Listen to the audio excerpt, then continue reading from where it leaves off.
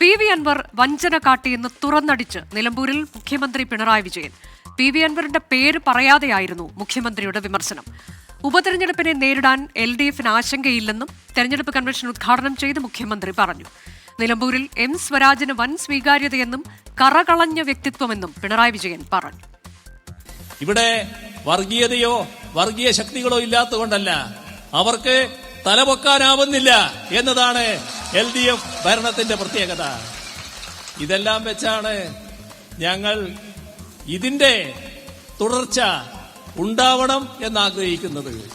അതിനെ നിലമ്പൂരിൽ ഞങ്ങൾ സഖാവ് സ്വരാജിനെ സ്ഥാനാർത്ഥിയാക്കി നിർത്തിയിരിക്കുന്നു. നിങ്ങളുടെ ഏറ്റവും പ്രിയങ്കരനായ ഒരു സ്ഥാനാർത്ഥിയാണ്. ഇനി അത് കൂടുതൽ വോട്ടോടെ അദ്ദേഹത്തെ വിജയിപ്പിച്ച് നിയമസഭയിലേക്ക് അയക്കുന്നതിലൂടെയാണ് നിങ്ങൾ തെളിയിക്കേണ്ടത്.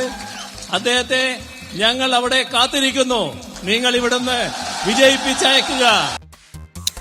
ദീപക് ധർമ്മടം വിശദാംശങ്ങളുമായി. ദീപക്, മുഖ്യമന്ത്രിയുടെ നിലമ്പൂരിലെ ആദ്യ പരിപാടിയാണിത്, തെരഞ്ഞെടുപ്പ് പ്രചാരണ പരിപാടി. അതിൽ എങ്ങനെയാണ് ഒരു ഉപതെരഞ്ഞെടുപ്പിലേക്ക് നിലമ്പൂർ എത്തിയത് എന്ന് പറഞ്ഞു തുടങ്ങുന്നു. പിന്നീട് ഈ സംസ്ഥാനം കൈവരിച്ച നേട്ടങ്ങൾ, എം സ്വരാജ് എന്ന സ്ഥാനാർത്ഥിയെക്കുറിച്ച്, അങ്ങനെ ഒട്ടേറെ കാര്യങ്ങൾ പറഞ്ഞുകൊണ്ട് ഒരു ദീർഘമായ പ്രസംഗം.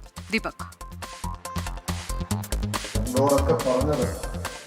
അനുജ, വെള്ളിയാഴ്ച സ്ഥാനാർത്ഥിയെ പ്രഖ്യാപിക്കുന്നു. ഞായറാഴ്ച ആകുമ്പോഴേക്കും മുഖ്യമന്ത്രി നേരിട്ട് നിലമ്പൂരിലെത്തി സ്വരാജിന് വേണ്ടി വോട്ട് അഭ്യർത്ഥിക്കുന്നു. വലിയ രീതിയിൽ ആവേശം ഇളക്കിവിട്ട ഒരു കൺവെൻഷൻ ആയിരുന്നു. ആ കൺവെൻഷനിൽ ഉദ്ഘാടനത്തിൽ മുഖ്യമന്ത്രി തുടങ്ങിയത് തന്നെ അൻവർ കാണിച്ച വലിയ കൊടിയ വഞ്ചന എണ്ണി പറഞ്ഞുകൊണ്ടാണ്. ആ വഞ്ചന ഓരോന്നായി എണ്ണി പറഞ്ഞുകൊണ്ട് വാര്യംകുന്നത്തിനെ പണ്ട് കൊലപ്പെടുത്തിയതും വഞ്ചനയിലൂടെയായിരുന്നു, ബ്രിട്ടീഷുകാർ എന്നുള്ളത് കൂടി ചേർത്ത് വെച്ചുകൊണ്ടായിരുന്നു ഈ വഞ്ചനയുടെ കഥ പിണറായി അവതരിപ്പിച്ചത്. ഒരു വഞ്ചനയുടെ ഉൽപ്പന്നമായാണ് ഈ ഉപതെരഞ്ഞെടുപ്പ് ഉണ്ടായത് എന്ന് പറയുന്നു. അതിനുശേഷം കേരളത്തിലുണ്ടായ വലിയ വികസന മുന്നേറ്റം, അതുപോലെ തന്നെ ന്യൂനപക്ഷം വേട്ടയാടപ്പെടുന്നത്, മാത്രവുമല്ല വർഗീയ ശക്തികൾക്ക് ഇവിടെ തലപൊക്കാൻ കഴിയാത്തതുമായിരുന്നു. അതില്ലാത്തത് കൊണ്ടല്ല, ശക്തമായ സർക്കാരിന്റെ നിലപാട് കൊണ്ടാണ്. അതിനൊരു തുടർച്ചയായ ഭരണം വേണം, അതിനുവേണ്ടിയാണ് ഞങ്ങൾ വോട്ട്. അതിന് സ്വരാജിന്റെ വ്യക്തിപരമായ ഇമേജിനെ കുറിച്ച് എണ്ണി പറയുകയായിരുന്നു മുഖ്യമന്ത്രി. വളരെ ക്ലീൻ ഇമേജ് ഉള്ള ഒരു നേതാവാണ് സ്വരാജ്, നിങ്ങളുടെ നാട്ടുകാരനാണ്, അതുകൊണ്ട് നിങ്ങൾ വിജയിപ്പിക്കണം എന്ന് പറയുന്നു. മാത്രവുമല്ല മറ്റു രാഷ്ട്രീയ കാര്യങ്ങളെല്ലാം എണ്ണി പറഞ്ഞുകൊണ്ട് ഏതാണ്ട് 47 മിനിറ്റ് നീണ്ട പ്രസംഗത്തിൽ ദേശീയ രാഷ്ട്രീയം, കേരള രാഷ്ട്രീയം എടുത്തു പറഞ്ഞു. വികസന കാര്യങ്ങൾക്ക് ഊന്നൽ നൽകി. ഒടുവിൽ അദ്ദേഹം പറഞ്ഞു, ഈ സ്വരാജിനെ വലിയ ഭൂരിപക്ഷത്തിൽ വിജയിപ്പിക്കണം, ഞങ്ങൾ അവിടെ കാത്തു നിൽക്കും, ഞങ്ങൾ ഇവിടെ വിജയിപ്പിച്ചേക്കുക എന്ന് പറഞ്ഞുകൊണ്ടാണ് മുഖ്യമന്ത്രി പിണറായി വിജയൻ അവസാനിപ്പിച്ചത്. വലിയ ആവേശത്തോടുകൂടി വലിയ ജനാവലിയെ സാക്ഷി നിർത്തിയായിരുന്നു ഈ എം സ്വരാജിന് പിണറായി വോട്ട് അഭ്യർത്ഥിച്ചത്.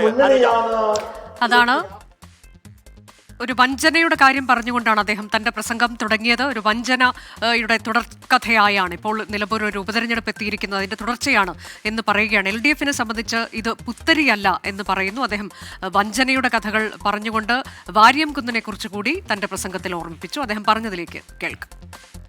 ഐതിഹാസികമായ പോരാട്ടത്തിന് നേതൃത്വം കൊടുത്തവരുടെ മണ്ണാണിത്. അതോടൊപ്പം തന്നെ വാര്യംകുന്നത്തിനെ പിടികൂടാൻ ഉപകരണമായി പ്രവർത്തിച്ച ചതി കാണിച്ച ആളുടെ മണ്ണും കൂടിയാണിത്. ഇപ്പൊ നമ്മളും ഒരു ചതിക്കിരയായാണ് ഇത്തരമൊരു